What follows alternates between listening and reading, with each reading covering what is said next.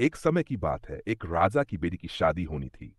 राजकुमारी ने एक अनोखी शर्त रखी, जो भी इस तक की गिनती सुना सकेगा, वही उसका पति बनेगा। लेकिन ये कोई साधारण गिनती नहीं होनी चाहिए। वह चाहती थी कि गिनती में सारा संसार समा जाए। अगर कोई गिनती न सुना सका, तो उसे 20 कोड़े खाने पड़ेंगे। ये शर्त केवल राजाओं के लिए थी। अब एक तरफ राजकुमारी का वरण और दूसरी तरफ कोड़े। राजा ने बड़ी धूमधाम से दावत का आयोजन किया। मिठाई और तरह तरह के पकवान परोसे गए। सभी ने दावत का आनंद लिया और फिर राजकुमारी के स्वयंवर की सभा शुरू हुई। एक एक करके राजा महाराजा आए।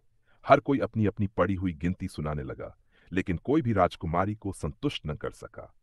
जो भी असफल होता, उसे 20 कोड़े खाने पड़ते। कुछ राजा तो डर के मारे आगे ही नहीं आए।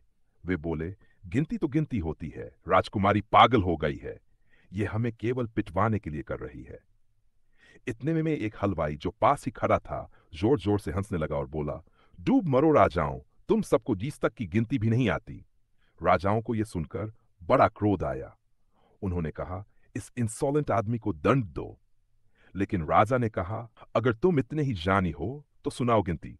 हलवाई ने मुस्कुराते हुए कहा, महाराज, अगर मैं गिनती सुना दूं तो क्या राजकुमारी मुझसे विवाह करेगी? क्योंकि मैं तो साधारण आदमी हूं और यह स्वयंवर तो केवल राजाओं के लिए है। राजकुमारी ने आत्मविश्वास से उत्तर दिया, ठीक है, यदि तुम गिनती सुना सको तो मैं तुमसे विवाह करूंगी, लेकिन यदि असफल रहे तो तुम्हें मृत्युदंड दिया जाएगा। सभा में सन्नाटा छा गया।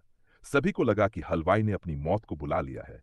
राजा ने आज्ञा दी और हलवाई ने गिनती शुरू की। 1 भगवान, 2 पक्ष, 3 लोक, 4 युग, 5 पांडव, 6 शास्त्र, 7 वार, 8 खंड, 9 ग्रह, 10 दिशा, 11 रुद्र, 12 महीने, 13 रत्न, 14 विद्या, 15 तिथि, 16 श्राद्ध, 17 वनस्पति, 18 पुराण, 19वीं तुम और 20वां मैं।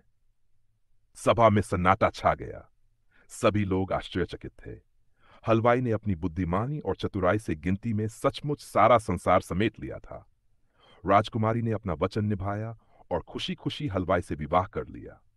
इस कहानी से हमें यह सीख मिलती है कि शिक्षा से बड़ा तजुर्बा होता है और सच्ची बुद्धिमानी किसी बड़े पद की मोहताज नहीं होती।